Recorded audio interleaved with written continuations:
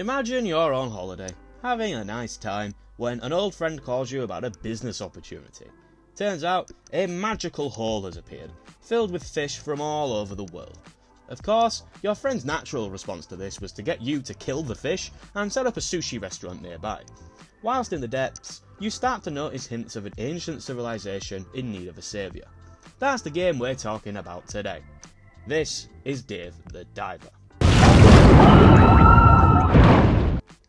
So there's essentially two games going on at once in Dave the Diver. There's the diving, catching fish, progressing the story and such, and then there's running the restaurant, serving food, setting menus and such. So let's just first of all start with the diving.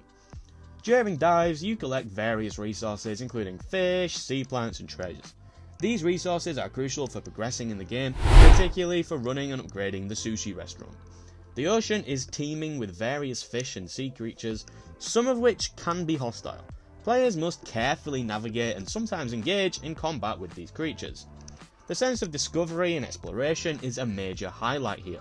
The diverse marine environments and the thrill of uncovering new areas keep the gameplay fresh and exciting for something that could easily be described as a pretty repetitive gameplay loop. The underwater world includes hazards such as strong currents, poisonous creatures, and environmental obstacles. Avoiding or overcoming these hazards is all in the aim of the game. A critical aspect of the diving gameplay is managing Dave's oxygen supply. Players must balance their exploration with the need to return to the surface before running out of air. As you know, Dave is a human being, and as I hope you know by now, we can't breathe water. The quicker you swim, the faster your oxygen runs out. If you get attacked by an animal in the depths, your oxygen will take a battering. The oxygen level also serves as your health bar simultaneously. So if you were on a 15-minute dive and you had little oxygen left, the first hit of damage you take will likely kill you. It ensures you're balancing your exploration with a risk versus reward mindset. If you do die, you only get to bring one item from the dive back to the surface with you, meaning not only have you just wasted 10 to 15 to 20 minutes of your time, you also have nothing to show for it in terms of the restaurant. The need to collect resources and manage oxygen adds a very strategic element to the dives. You've got to plan what you're going in for, how long you're going to be down there, and how much you want to really risk dying. This forces you to not only think carefully, but also make quick decisions in order to maximise your haul. As you progress through the game, you can upgrade Dave's equipment, such as his diving suit, oxygen tank and the weapons he uses. These upgrades allow for deeper dives and the ability to catch more challenging creatures. The progression feels very natural as you gain upgrades. It's balanced at what I would say is the perfect rate. As you invest in better gear, you can explore deeper into the ocean and more dangerous parts of the ocean, which keeps the gameplay challenging and rewarding. The game features a dynamic day-night cycle that affects the behaviour of marine life and the availability of certain resources. This adds a layer of strategy to planning dives. Some fish are only available to be caught at night, but nighttime is noticeably more dangerous, with pretty much every single fish there trying to kill you. The game uses a charming pixel art style that captures the beauty and mystery of the underwater world. The vibrant colours and detailed animations bring the ocean to life in a really nice way. The ambient sound of the ocean coupled with the music create an immersive diving experience. The audio cues are also helpful in alerting you to nearby threats or valuable resources. The combination of pixel art, dynamic lighting and strong sound design create an atmospheric underwater experience. The game's aesthetic appeal is a significant factor in its charm, and I probably wouldn't have tried the game out if I wasn't so enamoured by the art style when looking at it from afar. In terms of the difficulty, there is a difficulty curve, but I don't think it's too daunting. There are a whole host of boss battles that are really creative and fun, and a couple boss battles that are pretty bad. Outside of the boss battles, any difficulty the game could throw at you is countered by simply managing your oxygen and weight. If I were to offer any criticism, it would be that over time, the core loop of diving, collecting resources and managing the restaurant can become repetitive. While the game introduces new elements and challenges, the basic mechanics remain largely the same throughout. I personally never really got bored, but towards the end of the game I did begin to feel like things could do with wrapping up. The diving portion of this game is a well-crafted and integral part of its appeal. It combines exploration, resource management and strategic planning in a way that keeps you engaged. While there are some repetitive elements and a learning curve, the overall experience is pretty rewarding. The game's unique blend of charming visuals, atmospheric audio, and compelling gameplay mechanics make the diving experience wholly enjoyable.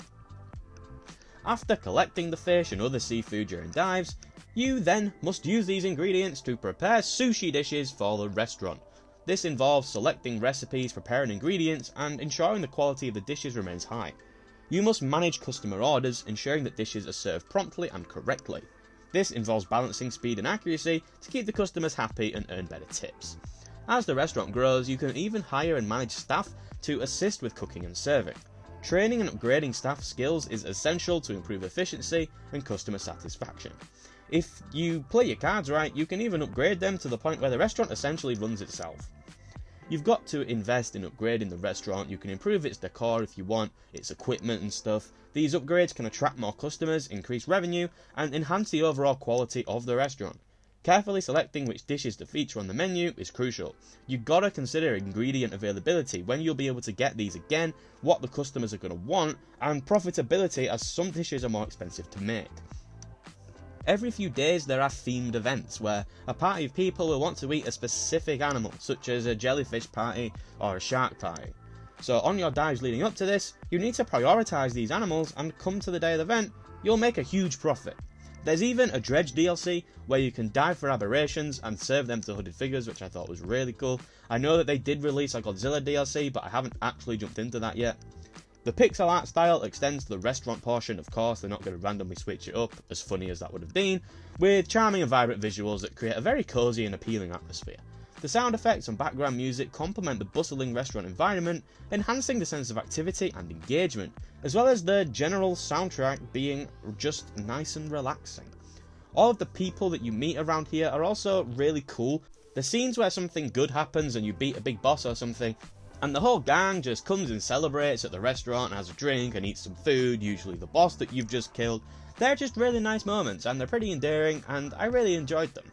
You sometimes also get VIP customers come in that will want a specific dish, and then you'll feed it them, and then they will think it's the best thing they've ever tasted, and they have this really over-the-top animation where it feels like they're floating on air or something. They're pretty cool, and the first few times they did make me laugh. After a while, it was just funny to see what they were going to do with it next. The seamless integration of diving and restaurant management creates a really satisfying gameplay loop. The resources collected during the dives directly impact the success of the restaurant, which makes things feel interconnected and meaningful all of the time. There's also a farm that you can tend to grow rice and vegetables, and to further increase the amount of dishes you can conjure up. And then there's also a mini aquarium thing where you can put fish roe into and breed fish, so you don't need to capture every fish you see on your dives, allowing you to gain passive ingredients for the restaurant whilst you continue the story. The game captures the hustle and bustle of running a restaurant really well, with a steady stream of customers with dynamic orders. This adds a layer of realism and excitement to the management tasks. Similarly to the diving mechanics though, the restaurant tasks can eventually become pretty repetitive over time. While upgrades and new recipes do add variety, the core tasks remain largely the same throughout. The restaurant portion of Day of the Diver is a compelling and enjoyable component that complements the diving mechanics really well. Despite some potential for repetition and time management pressure, the progression and integration with the diving aspect makes it a standout part of the game. When I started playing this game, I didn't even realise it actually had a story. I thought it was just fishing and serving food, but I was pleasantly surprised. The story of Day of the Diver takes an intriguing turn with the introduction of the Sea People, adding depth and complexity to the game's narrative and themes. Shortly into the story, Dave encounters the Sea People, an ancient underwater civilization who form a significant part of the game's plot. This storyline evolves as Dave dives deeper and uncovers more about their culture, technology, and history. The Sea People bring an element of mystery to proceedings. Their advanced technology and unique way of life create a compelling narrative thread that just begs you to continue with it. As you interact with the Sea People, you experience a blend of cooperation and conflict. Some of them are friendly and offer assistance, while some are more hostile, presenting social challenges that Dave needs to overcome himself. The interactions with the Sea People highlight the themes of cultural exchange and understanding. Dave's efforts to communicate and cooperate with them emphasise the importance of empathy and learning from others, even those who are vastly different. The Sea People storyline often touches on the delicate balance of the underwater ecosystem. the advanced technology and knowledge of the sea people can be seen as a commentary on the potential benefits of living in harmony with nature and the consequences of disrupting that balance. To say I never even realised that the game actually had a story, it actually offers an incredibly compelling narrative with interesting people and an intriguing mystery. Dave the Diver is a brilliant game. It manages to create an addicting gameplay loop with smart diving mechanics and a homely restaurant management simulator with an interesting story, all the while looking gorgeous with a beautiful art style. And that is the true brilliance of Dave the Diver. Thank you for making it to the end of the video. I hope that you did enjoy it. If you did, then please consider leaving a like, as that would mean a lot to me. And if you enjoyed the video, please consider subscribing. I will be making a video on Dredge at some point, if you like fishing games, I guess. But I also make videos on a bunch of a whole host of other games, so just go and have a look at the channel. But that is all for now. Have a nice day, and goodbye.